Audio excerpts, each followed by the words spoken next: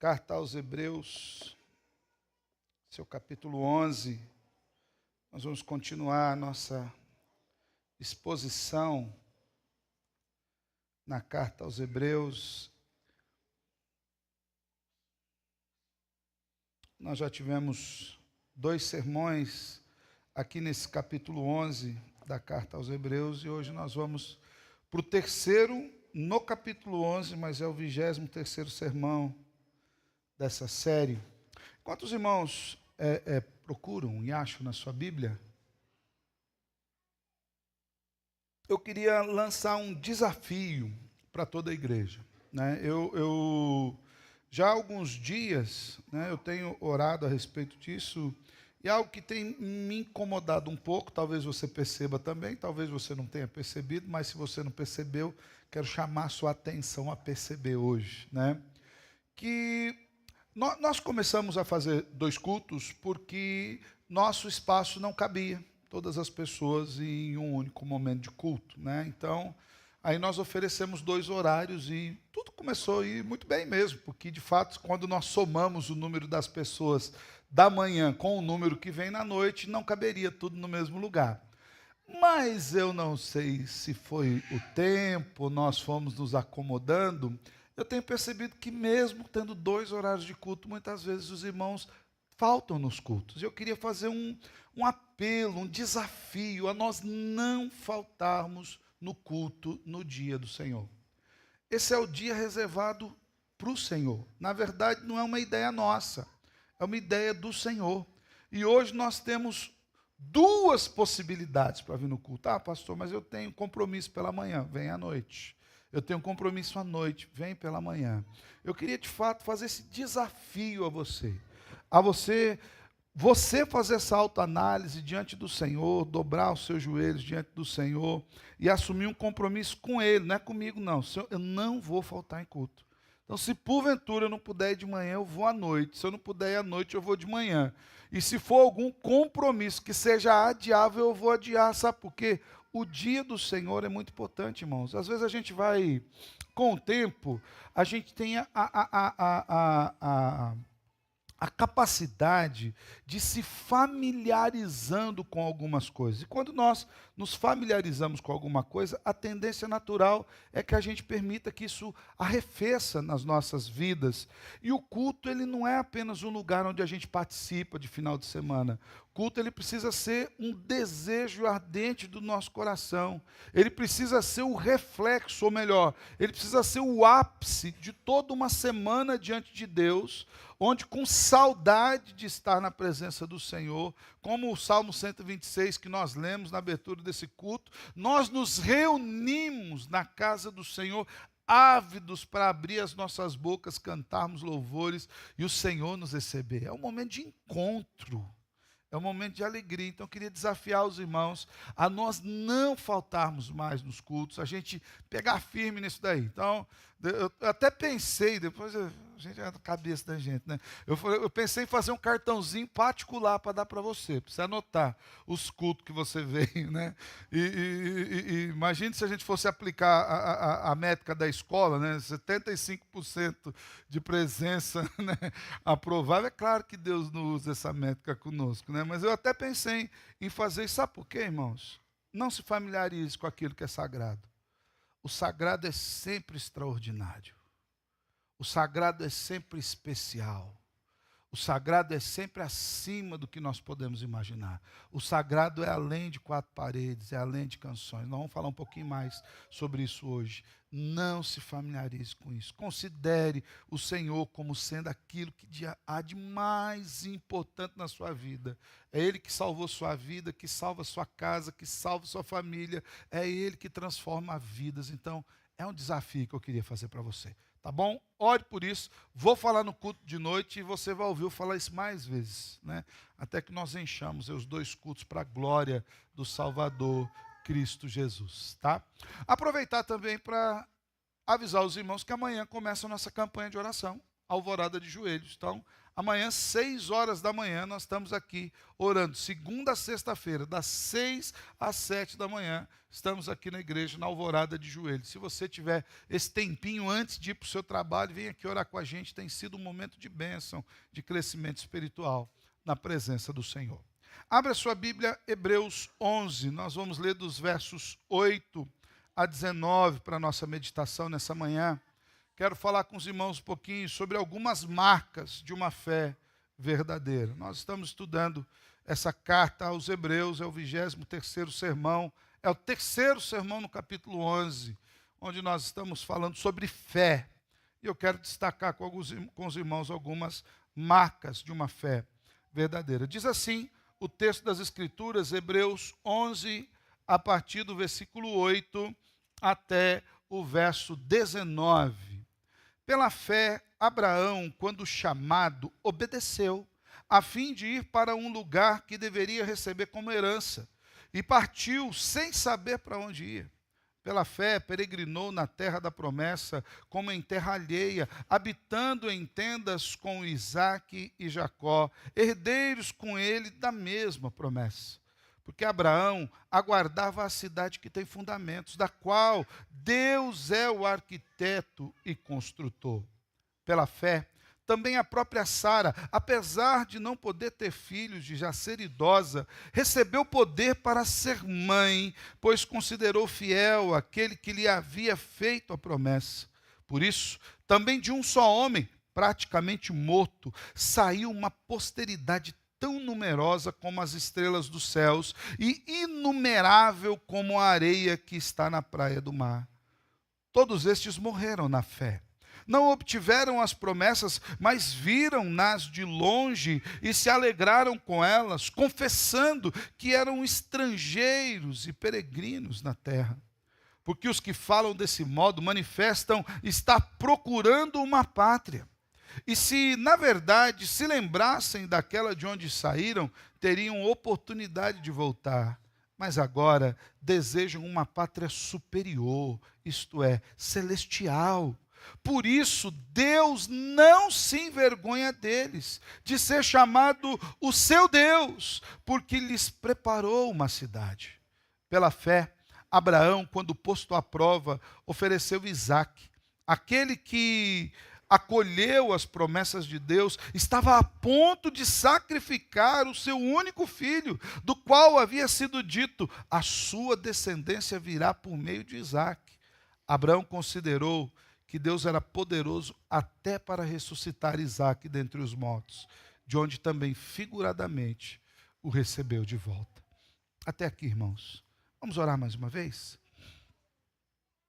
Te louvamos, Senhor, porque o Senhor é o dono da palavra, o Senhor é quem se revelou a nós pelas Escrituras, e queremos lhe pedir que o Senhor fale aos nossos corações, nos edifique por graça, Senhor, por misericórdia, que a verdade da Tua palavra adentre no nosso coração e transforme a nossa realidade para a glória de Cristo Jesus. Amém e amém. Abraão é conhecido como o pai da fé. De tantos exemplos de fé que nós temos em todas as Escrituras, em especial no Antigo Testamento, nós temos na pessoa de Abraão o grande expoente de uma fé genuína. Nós temos homens e mulheres, e temos falado aqui, falaremos mais ainda aqui nesse capítulo 11 de Hebreus, de homens que foram justificados pela sua fé, que agiram por meio da sua fé, porém, dentre todos esses homens, há um destaque muito grande na pessoa do servo do Senhor, Abraão. E por quê? Porque a sua fé se destacava em algumas qualificações, em alguns aspectos da fé de outras pessoas que nós encontramos na Bíblia. A fé de Abraão tem algumas marcas que eu e você precisamos pensar acerca da nossa fé. Mas o que de fato é fé? Antes de nós falarmos das marcas dessa fé que Abraão apresentou, é importante nós lembrarmos o que não é fé. Por exemplo, fé não é um poder mágico que eu e você podemos tomar em algum momento que serve para nós impormos a nossa própria vontade para a nossa vida, de forma que nós possamos manipular o sagrado. Fé não é isso. Fé não é você colocar Deus contra a parede ou então determinar algo para que aconteça. Fé também não é simplesmente compreender e ter a capacidade de explicar as verdades de Deus na palavra de Deus. Antes, é uma habilidade dada por Deus que nos leva a confiar na palavra de Deus e nos planos de Deus. Então, fé não é uma espécie de magia onde eu manipulo Deus e Deus faz o que eu quero.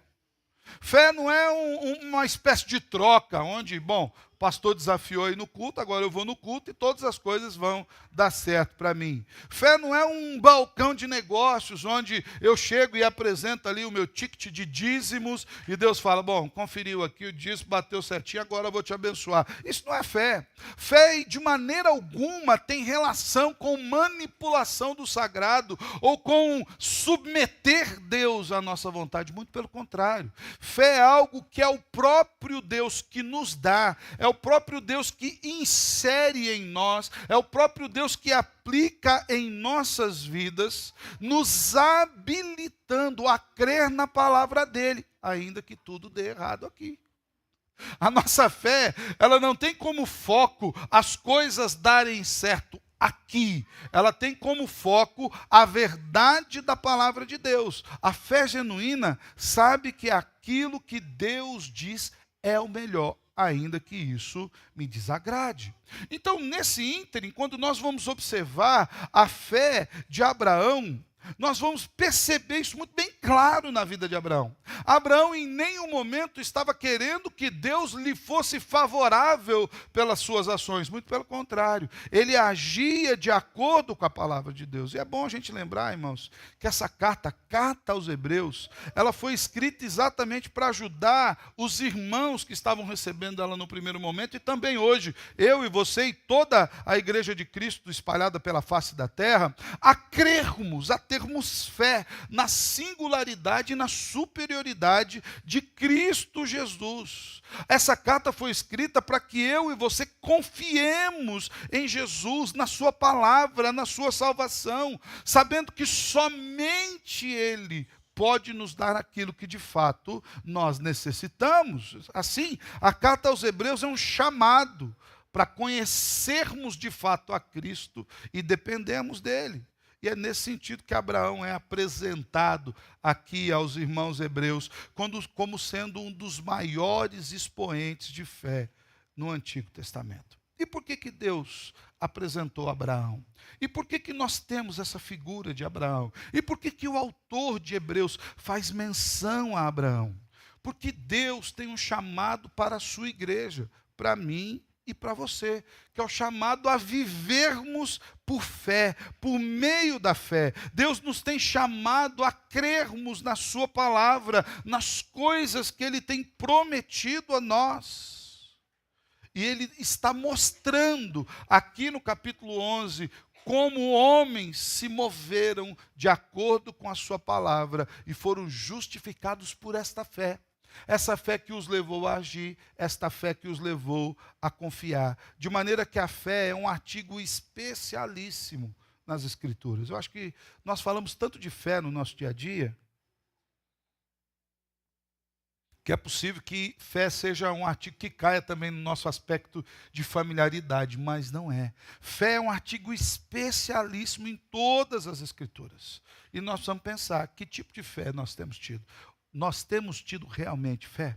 E eu quero destacar com os irmãos aqui 5 marcas de uma fé verdadeira que nós encontramos na vida de Abraão, que agrada a Deus e que é importante que nós apresentemos também na nossa vida diária. E a primeira dessas marcas de uma fé verdadeira é a obediência, irmãos. Uma fé verdadeira gera obediência. Veja o que nos diz o versículo 8. Pela fé, Abraão, quando chamado, fez o quê? Obedeceu.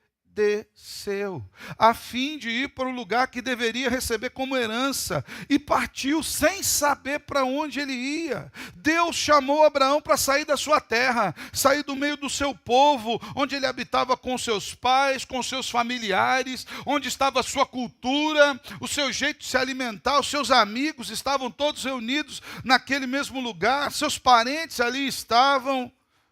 E Deus falou para Abraão: sai da sua terra. Isso nós vemos lá em Gênesis, no capítulo 12. Sai do meio da tua parentela, Abraão. E perceba que Deus não falou para ele: ó, vai para tal cidade, para tal lugar. Ele falou: vai para onde eu te enviar. Onde é esse lugar, Senhor? Abraão, só vai.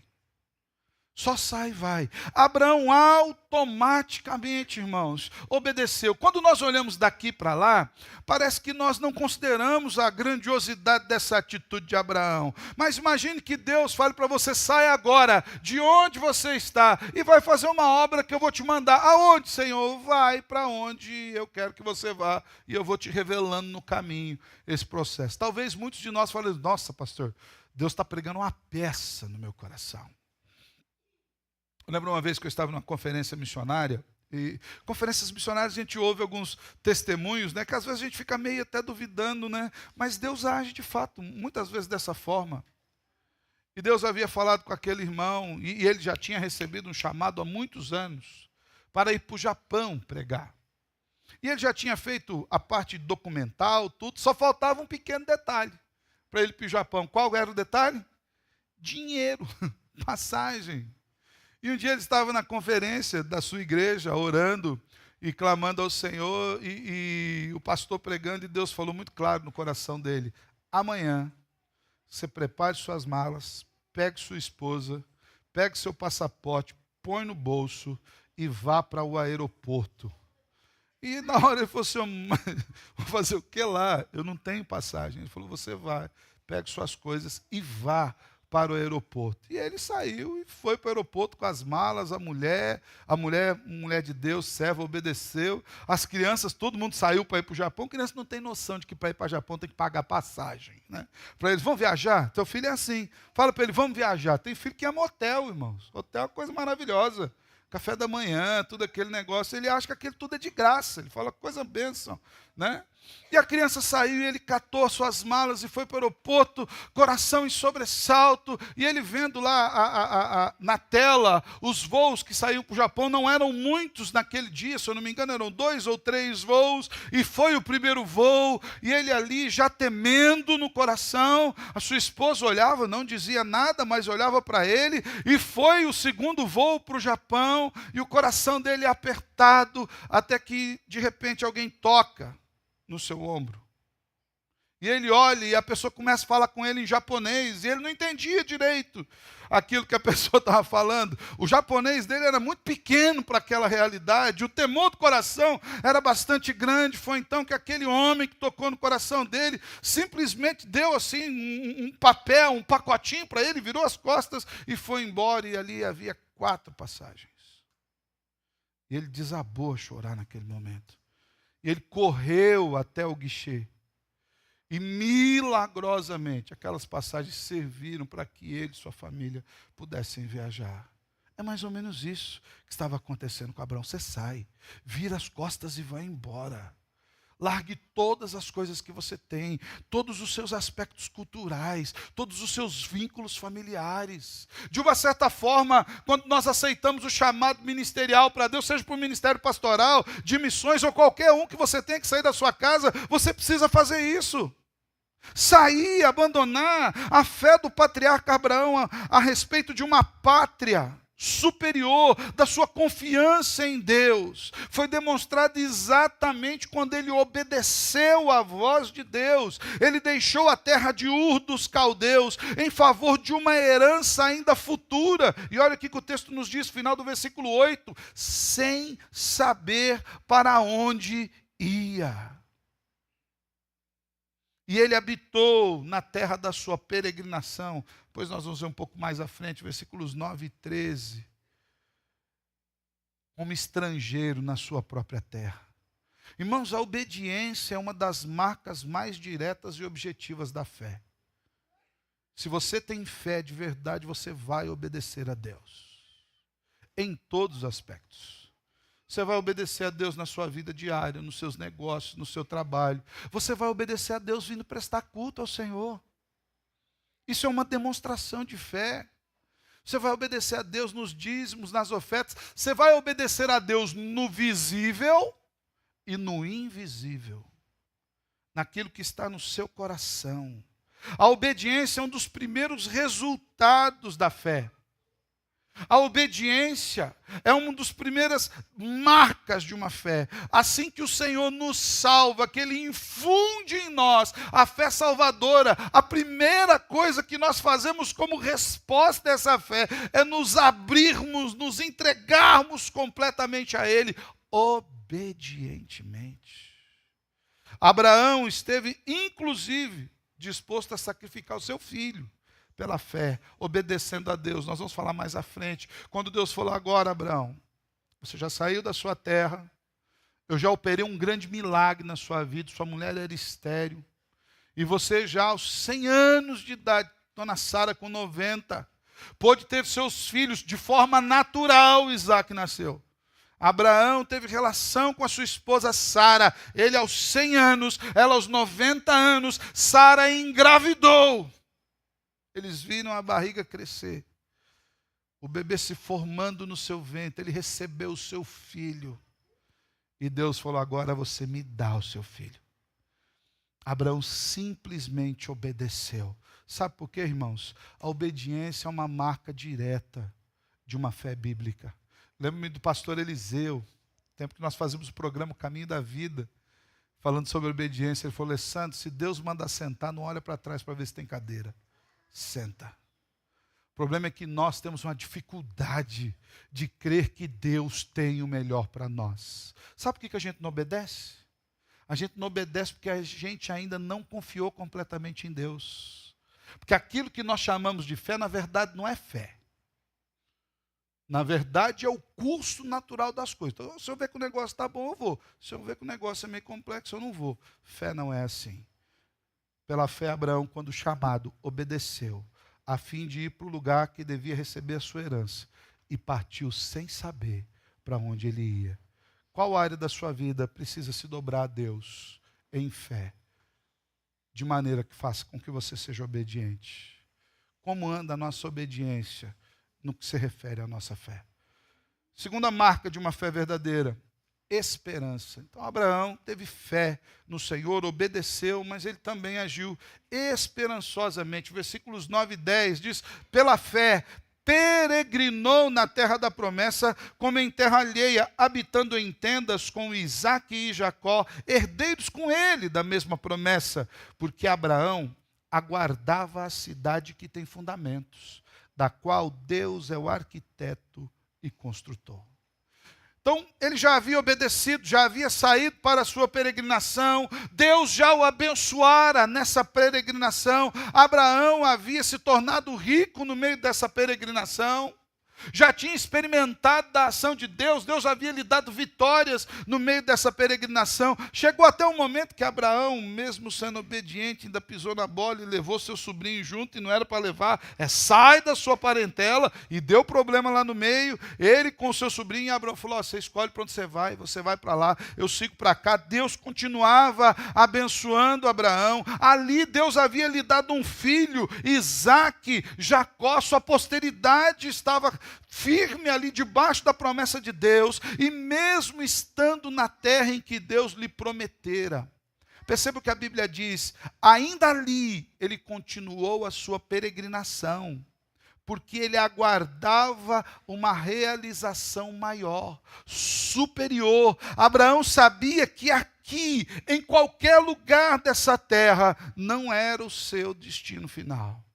Irmãos, uma fé genuína enche o nosso coração de esperança para coisas além daqui. O problema é que hoje nós temos visto cada vez mais os crentes buscarem Deus apenas para bênçãos terrenas. Deus pode dá-las? Pode. Na verdade, Ele dá muito mais do que a gente pode contar. Mas esse não é o nosso objetivo. O Senhor não foi na cruz do Calvário para nos dar dinheiro, para nos dar as coisas que podem ser compradas aqui. O Senhor foi à cruz do Calvário para nos dar uma esperança maior e superior, uma morada, um lar eterno para além daqui. Uma vida superior às coisas que nós possamos ter aqui. Abraão não fez dessa terra prometida, e ele já tinha recebido essa terra prometida na sua peregrinação, ele já tinha recebido muito das promessas, mas ele não fez dali um lar permanente. Por quê, irmãos? Porque ele esperava a cidade que tem alicerces, cujo arquiteto e edificador é Deus. Isso aqui vai estar na minha lápide um dia.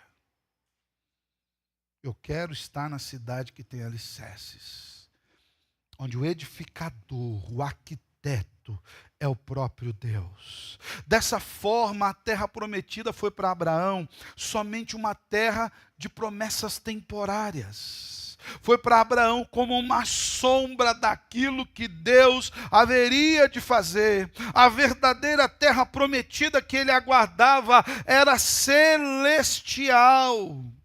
Aqui não tinha sido vista, que quando tornada visível pela fé, o fez viver como peregrino nas coisas desse mundo. É por isso que lá no versículo 1 diz que a fé é convicção de coisas que nós não vimos. Uma fé genuína enche o nosso coração de esperança. Vejamos ali a partir do versículo 13, se você estiver com a sua Bíblia aberta. Diz: todos estes morreram na fé. Aqui no caso específico ele está falando de Abraão e de Sara. Não obtiveram as promessas, mas viram-nas de longe e se alegraram com elas, confessando que eram estrangeiros e peregrinos aqui na terra. Porque os que falam desse modo manifestam estar procurando uma pátria, e se na verdade se lembrassem daquela onde haveriam saído, teriam oportunidade de voltar, mas agora desejam uma pátria superior, celeste. Irmãos, por qual pátria nós ansiamos? Por quais bênçãos de Deus nós ansiamos? Às vezes nós imaginamos que tudo que Deus tem para nós se resume nas coisas que nós temos aqui. Conta-se a história de que um missionário, comissionado para trabalhar o Senhor, foi chamado ainda na sua juventude, havia acabado de se casar, 20 e poucos aninhos, e foi para o campo missionário. E ali no campo missionário ele ficou por mais de 50 anos, desgastou toda a sua vida, até que no alto dos seus 70 e poucos anos a igreja o chamou de volta. Falou: olha, você já serviu aí no campo, já 50 anos, você e a sua esposa não tiveram filhos e serviram ao Senhor durante todo esse período, agora é hora de você voltar para casa. E a igreja mandou trazê-los de volta. E ali, nesse processo da volta, ele teve algumas surpresas. A primeira delas foi que quando ele chegou ao porto para pegar a sua embarcação e voltar para o seu país, a hora que ele chegou no seu ticket, não era primeira classe, não era segunda classe, ele estava numa classe mais popular do navio, e ele já veio com o coração meio assim: nossa, você viu, senhor, 50 anos, a igreja manda me buscar no campo missionário, já com uma certa idade, eu venho aí meio capengando e ainda numa classe ruim do navio. E, para além disso, ele estava perto para chegar no porto, quando ele estava ali no convés do navio, e ele olha a vista de longe no porto, um grande movimento ali no porto, tinha muita gente aguardando, faixas, ele viu que tinha um movimento de festa, e ele já estava, bom, pelo menos o povo está me esperando, né? Mas ele não era a primeira classe, então desceu a primeira classe, desceu a segunda classe. Quando ele foi passar por ali, alguém mais importante que ele tinha passado ali, talvez um cantor famoso, um jogador de futebol, e quando ele passou só tinha ali as faixas jogadas no chão, as serpentinas jogadas no chão, e não tinha ninguém esperando ele no porto. E aquilo ali ele já ficou meio baqueado, não tinha nenhum irmão com o carro aguardando, e ele precisou pegar um táxi. Ele foi até o endereço que a igreja havia lhe destinado, e outro choque. Quando ele chegou ali, era aquela mesma velha casinha da igreja, carcomida pelo tempo, agora 50 anos mais velha, aquela arquitetura bem antiga, aquele chãozinho de vermelhão. E ele entrou para casa, não tinha nenhum irmão, ninguém fez um chá de geladeira para ele, sabe, aquele lá que deixa a geladeira pronta, não tinha nada. E ele entrou na casa e a sua esposa foi pegar, ele guardou as coisas, a sua esposa foi pegar as louças ali para lavar, porque estava tudo empoeirado, para que eles pudessem se alimentar, e aquele homem balançou. E ele falou para a esposa dele, falou, olha, ora aí para o seu Deus, e pergunta para ele se é isso que ele tem reservado para nós. Depois que nós o servimos por uma vida inteira e a gente volta para casa. E ele saiu para andar. E aquilo, o coração dele pingava o amargor, uma tristeza profunda, 50 anos no campo missionário. Ele lembrou de tudo aquilo que ele não tinha, do tempo que ele não ficou na igreja, do tempo em que ele não pôde sentar num banco, do tempo em que ele trabalhou. E depois de algumas horas ele voltou e, para a tristeza dele, a esposa ainda estava na pia, terminando de limpar as coisas que estavam sujas lá. E ele olhou para sua esposa e falou, e aí, você orou para o seu Deus e perguntou para ele se é isso que ele tem para nós, depois que nós o servimos uma vida inteira e voltamos para casa? E a mulher ali falou, sim, eu orei e perguntou. E aquilo impactou o homem. E o que seu Deus respondeu? Ela falou, ele respondeu que a gente ainda não chegou em casa. Que não é aqui. Não é esse o lugar. Aqui nós continuamos peregrinando. A herança sobre a qual o patriarca Abraão baseou a sua fé não era uma herança visível, ela era algo invisível por duas razões. Primeiro, porque ela era celestial. E segundo, porque ela era ainda futura. Não era para aquele momento. Irmãos, há um cumprimento mais amplo para as promessas de Deus do que aquilo que nós possamos ver realizado no âmbito visível.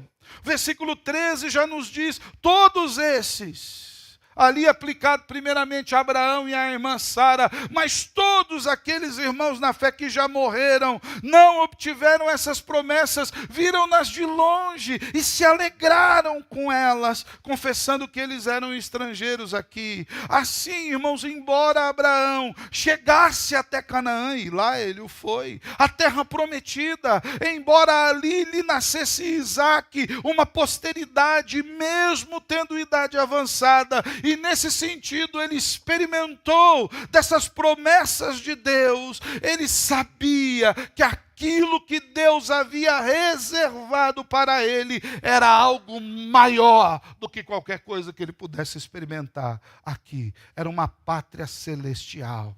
Versículo 16, mas agora desejam uma pátria superior, isso é celestial. Por isso, Deus não se envergonha deles, de ser chamado seu Deus, porque lhes preparou uma cidade. Esperança, uma fé genuína gera em nós esperança do grande dia do encontro. Para o autor de Hebreus, o mundo celestial é o mundo real, o mundo visível é apenas uma sombra. Fé é a capacidade de ver essa esfera invisível que estimula o coração do crente a escolher em favor de Deus e continuar servindo a Deus contra as coisas que nós vemos aqui.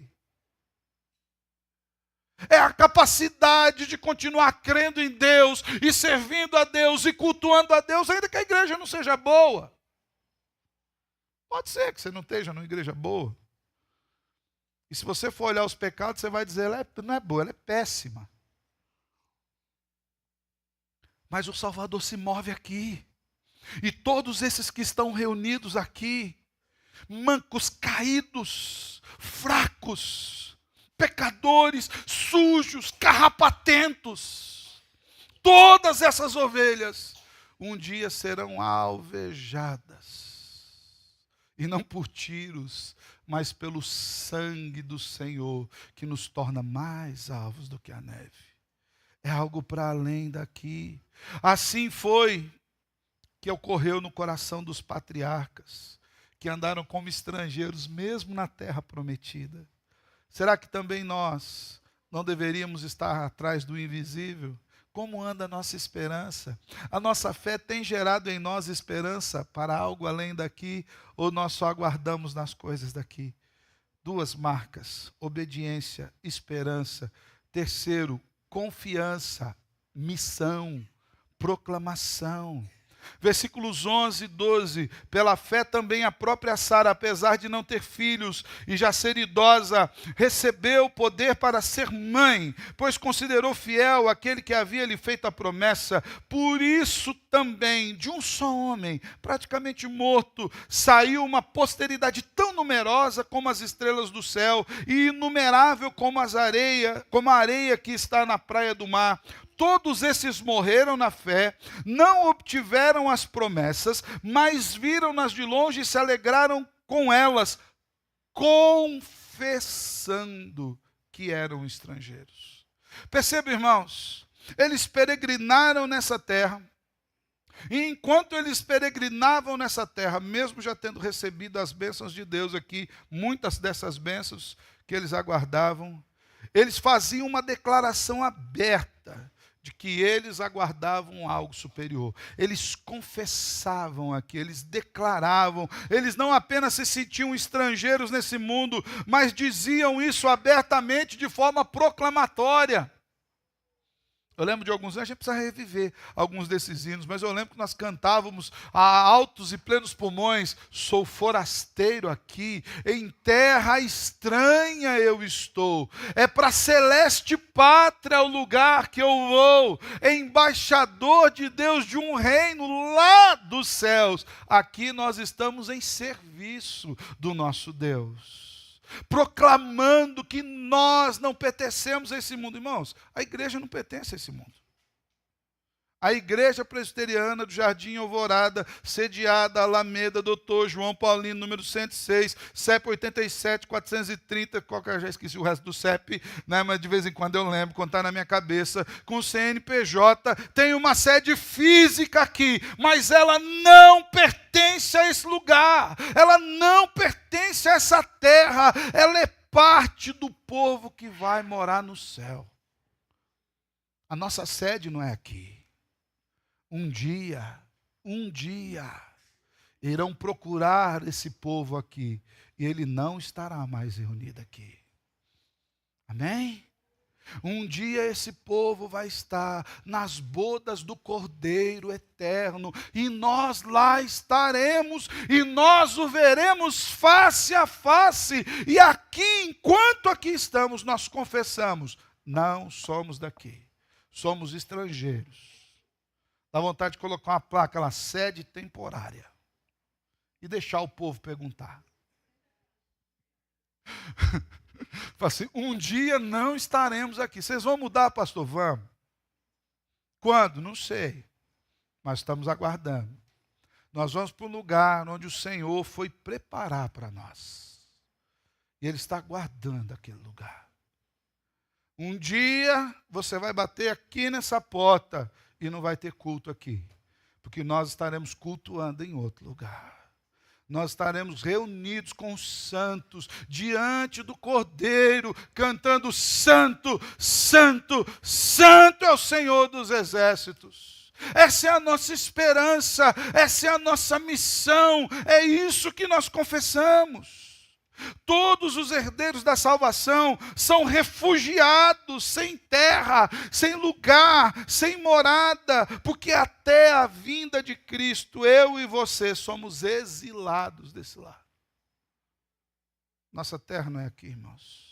A confiança de Abraão na promessa maior de Deus para consigo era tão grande que, mesmo ele já tendo recebido milagrosamente o nascimento de Isaac, irmãos, o nascimento de Isaac foi milagroso. O texto de Hebreus diz como de alguém que já estivesse morto. A ideia que o texto de Hebreus está dizendo é que Abraão não era mais produtivo, Abraão já não produzia mais a semente que pudesse gerar um filho. Abraão já não tinha mais a condição de naturalmente ter o filho, assim como a nossa irmã querida Sara, aos 90 anos de idade, o texto das Escrituras diz, como de um morto, Deus gerou vida e lhes deu Isaque milagrosamente. Fala a verdade, você esperaria algum outro milagre? Fala a verdade. Gente, talvez nós estivéssemos mais do que satisfeitos. Sara havia rido, né, quando falaram da mensagem. Talvez a Sara tivesse hoje, até hoje, com sorriso de orelha a orelha, balançando o menino. Talvez eu tivesse, você tivesse. Irmãos, que milagre esse? Aos 100 anos de idade, ver a posteridade que Deus me havia prometido. Filho meu, da minha carne, sangue do meu sangue. Eu imagino a alegria de Sara embalando aquele menino no colo. Eu imagino a alegria de Sara oferecendo o seu seio para que aquele menino fosse amamentado. Irmãos, é algo fantástico, maravilhoso. Talvez qualquer um de nós estivéssemos plenamente satisfeitos, mas Abraão cria que haveria algo maior aguardando por ele. Como é que está a nossa confiança aqui? A gente crê que Deus tem algo maior para nós. O que está aqui está bom. Não, pastor, aqui não precisa nem morrer mais. Tem gente que fala isso. Está tão bom aqui que nem quer nem céu mais. Aqui está jóia, pastor. Para que céu? Aqui a gente tem Netflix. Aqui a gente come uma pipoca no final de tarde. Tem gente que está satisfeito com isso. Para que céu? Aqui eu comprei um carro zero. Para que céu? Agora eu vou morar no bairro. Tem gente que nem quer. Fala, pastor, agora que eu comprei a casa. Agora o céu. Acabei de tirar aquela televisão, todas polegadas lá da Casas Bahia. Não paguei nem a primeira, morrer agora. Agora, nesse momento, por quê? Porque às vezes a nossa confiança é que Deus não tem nada melhor a nos dar do que qualquer coisa que a gente possa ter aqui. Abraão confiava e proclamava, eu não pertenço aqui. Tem algo maior para mim. 3 marcas. Obediência. Quem lembra mais? Esperança e confiança, missão. 4ª marca de uma fé genuína, descanso. Quem crê em Deus, descansa nele. Mas agora deseja uma pátria superior, isso é, celestial. Por isso, Deus não se envergonha deles, de ser chamado seu Deus, porque preparou para ele uma cidade. Uma fé genuína, irmão, nos leva a descansar em Deus. E o que é descansar? É depositar toda a nossa expectativa de futuro, todo o nosso trabalho nas mãos do Senhor. Mesmo Deus sendo o eterno, o intangível, o criador e sustentador de todas as coisas, Ele não abre mão de ser um Deus pessoal para nós. Ele é conhecido como nosso Pai. E isso deve inevitavelmente nos levar a descansar nele, a depositar as nossas confianças nele. E é interessante que quando nós descansamos em Deus, quando nós depositamos a nossa segurança, a nossa confiança em Deus, existe algo maravilhoso que a Bíblia declara acerca de Deus para conosco. Você não vai encontrar isso em nenhum outro lugar das Escrituras.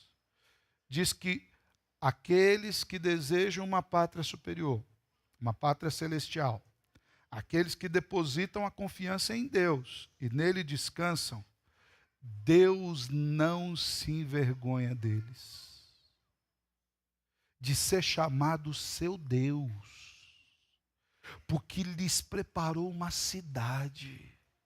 Não obstante as nossas muitas falhas, não obstante a nossa grande pecaminosidade, quando a nossa confiança está em Cristo Jesus, quando a nossa vida está depositada no Senhor, e mesmo sabendo que pecadores sendo nós, quando nós confessamos os nossos pecados, Ele nos ouve, Ele nos recebe, apesar de nós, das nossas manchas, Deus não se envergonha de nós. Irmão, isso é algo fantástico. Isso é algo maravilhoso.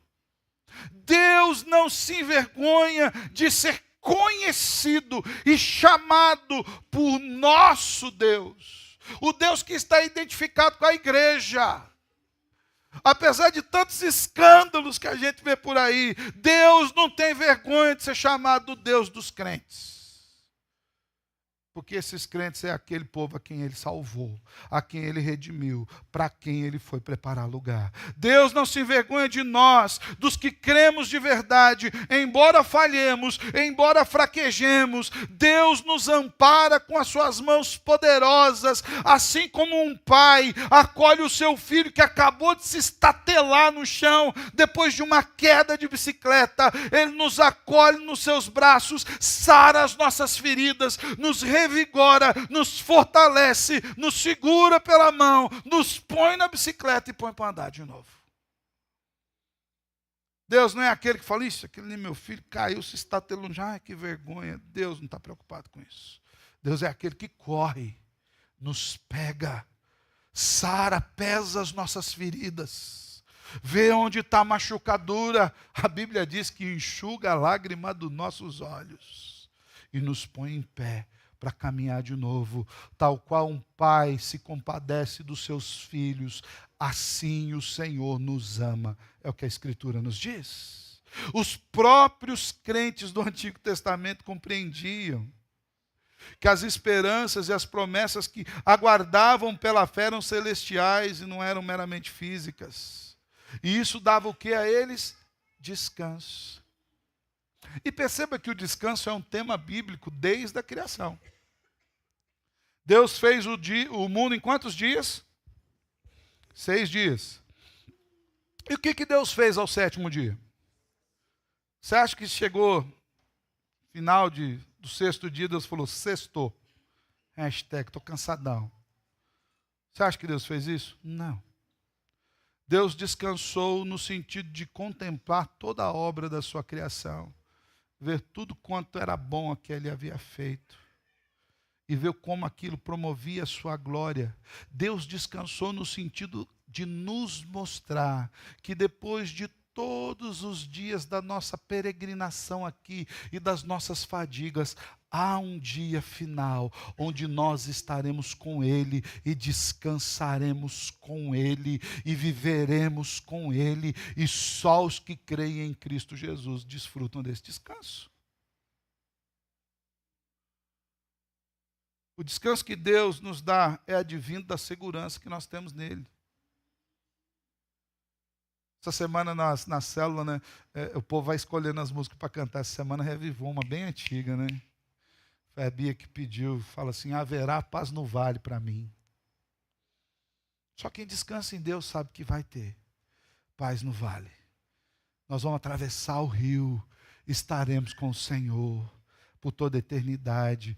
Essa promessa de descanso é a promessa que Jesus faz a nós. Mateus 11, 28 a 30, ele faz o convite. Vem para cá, você está cansado? Você está sobrecarregado? Vem, eu vou aliviar. Toma o meu jugo, aprenda de mim. E o que você vai encontrar? Descanso para a sua alma. 4 características de uma fé verdadeira: obediência, esperança, confiança, omissão, descanso e a última, adoração. Uma fé genuína é uma fé que nos leva à adoração. Versículo 17. Pela fé, Abraão, quando posto à prova, ofereceu Isaque. Aquele que acolheu as promessas de Deus estava a ponto de sacrificar o seu único filho, do qual havia sido dito, a sua descendência virá por meio de Isaque. Abraão considerou que Deus era poderoso até para ressuscitar Isaque dentre os mortos, de onde também figuradamente o recebeu de volta.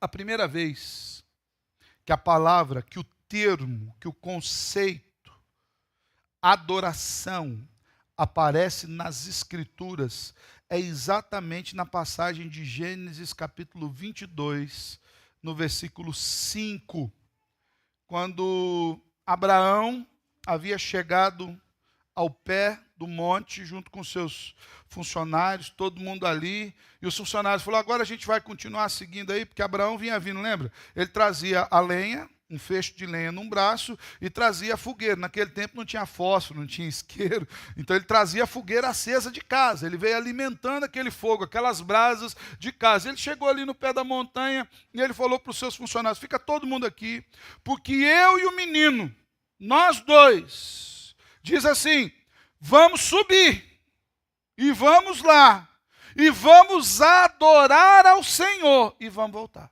É isso que Abraão diz. A primeira vez que nós encontramos o termo adoração nas Escrituras é em Gênesis 22, versículo 5, quando Abraão subiu com Isaque no monte para oferecê-lo a Deus. E perceba algo muito interessante. Não havia igreja. Não tinha pastor pregando. Não tinha coral cantando. Não tinha banda. Não tinha música. Mas havia um altar. E desse altar havia alguém chamado por Deus que estava para entregar tudo o que ele tinha. A adoração é muito além de música. A adoração é algo muito além do que esse ambiente cultico nos propõe. Adoração é quando nós vamos ao altar de Deus e entregamos tudo confiantemente a Ele por meio de Cristo Jesus. Adoração é mais do que cantar, é mais do que recitar salmos, é mais do que participar do culto, é mais do que falar abertamente de Jesus. A adoração genuína nasce da fé em Deus, que nos leva a entregar a vida a Cristo Jesus, declarando que Ele é tudo que nós temos. E uma vez estando nós entregues no altar de Deus, aí agora nós cantamos a Ele, aí agora nós o exaltamos, porque percebam, irmãos, Abraão iria subir para sacrificar Isaque, embora fosse uma ordem absurda. Deus nunca houvera pedido e nunca posteriormente pediu sacrifício humano. Deus estava, como diz as Escrituras, colocando Abraão à prova. Eu te dei a promessa, você saiu. Eu te dei o filho, me entregue o seu filho. Abraão tinha uma confiança tão plena, tão segura no Senhor, que outro aspecto muito importante, aqui em Hebreus diz que, versículo 19, Abraão considerou que Deus era poderoso até para ressuscitar Isaque dentre os mortos. Não havia o conceito de ressurreição nesse tempo. Não tinha essa ideia de alguém morrer e ser trazido de volta. Abraão tinha assim, eu não sei o que Deus vai fazer. Eu sei que Deus não volta atrás nas suas promessas. Se Ele me deu Isaque, Isaque é minha posteridade, Isaque vai ser minha posteridade. Por que Deus pediu Isaque? Não sei. Eu sei que eu vou subir, eu vou oferecer Isaque, vou adorar a Deus, e eu e Isaque voltaremos. E o autor de Hebreus diz, porque ele cria que Deus poderia ressuscitar Isaque dos mortos, de onde também figuradamente ele recebeu. O teste supremo da fé de Abraão, irmãos, foi o pedido de Deus para que ele sacrificasse o seu filho, de quem ele disse, da sua descendência, virá por meio dele. Abraão obedeceu, embora a ordem parecesse chocar com a promessa de Deus. Porque Abraão levou em conta que Deus podia ressuscitar Isaque. Assim como a ressurreição de Isaque foi por meio de uma parábola, foi figurada, se tornou um tipo da ressurreição de Cristo. Jesus é o sacrifício que Deus ofereceu por nós. Foi morto, mas vive, ressuscitado dentre os mortos, para a nossa salvação. Adoração, irmãos, é uma consagração de todas as áreas da nossa vida, mesmo quando isso parece irracional. Porque tem crente que fala assim, pastor, isso aqui tudo bem, mas daqui para frente, vou entregar meus negócios a Deus e vai que Deus queira falir meus negócios. Mas se Ele quiser falir, não é o melhor para você? Não, pastor. Mas como não? E se Deus quiser um outro estilo de vida para você? Se Deus quiser uma outra história para você, você está disposto a se desvencilhar dessa história que você tem? Adoração é uma declaração de que tudo que temos, tudo que somos, pertence ao Senhor, de que não há qualquer parte da nossa vida que Deus não tenha liberdade para tocar, transformar e usar como Ele quer. Isso é adoração. Adoração não é só cantar. Na verdade, se você for prestar atenção, os cânticos são declarações daquilo que você crê. O cântico, ele não tem valor em si. Deus não está lá com uma tablatura musical celeste. Ainda bem, né? Graças a Deus, né? No dia que eu estou tocando, mais ainda, né? Que Deus não esteja com essa partitura, ou essa tablatura, ou essa metrificação para ver, não, ó, aceitei o cântico porque foi bem executado. Não. Na verdade, o cântico é uma declaração musicada daquilo que eu creio. Quando eu abro a boca e canto, eu estou dizendo, eu creio no Senhor dessa forma. Eu estou disposto a entregar ao Senhor essa área da minha vida. Eu considero o Senhor tão importante quanto eu estou dizendo aqui. Como anda a sua adoração? Quais áreas da sua vida precisam ser sacrificadas no altar de Cristo? Se o Senhor fala, traz para mim, vamos oferecer isso no altar. O que você estaria disposto ou o que você não estaria disposto a entregar no altar de Cristo? Meus irmãos, a fé não é a habilidade que temos para determinar o nosso futuro. Antes, é a confiança plena que temos em Deus, a ponto de abraçarmos o futuro que Deus preparou para nós. Seja esse futuro qual for, aqui ou fora daqui, mas que ele glorifique a Deus. Será que nós temos tido essas marcas na nossa fé? Perceba se você tem demonstrado uma fé bíblica. Algumas marcas nós vemos em Abraão, considerado amigo de Deus. Obediência. Ele fez aquilo que estava determinado. Obedeceu e foi. Esperança. Ele aguardava as grandes promessas de Deus, que não são para aqui só para a vida, mas são para além daqui. Confiança. Proclamando e vivendo como peregrino aqui, sabendo que havia algo superior no céu com Cristo. Descanso. Mesmo quando as coisas daqui não estão como a gente queria, a gente continua confiando no Senhor, porque sabe que Ele tem o melhor. E a adoração, entregando todas as áreas da nossa vida ao Senhor, para a glória de Cristo. Quando nós olhamos para as Escrituras e nós falamos sobre fé, nós estamos falando sobre um artigo especialíssimo, que o Senhor tem por alta conta, que Ele mesmo infunde em nós, de maneira salvífica, para a glória do Seu nome. Que essa fé seja vista na minha vida, na sua vida, na vida da igreja, que daqui a algum tempo, não sei quanto, aqueles que vierem bater nessa porta não nos encontrem aqui, porque nós, por essa fé, fomos salvos e arrebanhados ao eterno lar com o Salvador Jesus. Amém? Feche seus olhos. Quero orar com você. Te louvamos, Senhor, pela Tua palavra. Obrigado, Senhor. É o Senhor quem cuida de nós. Peço que o Senhor continue nos edificando nessa fé genuína e salvadora. E que tudo concorra para a glória do Teu nome em nós. Não nos permita andar distante da Tua vontade e do Teu querer.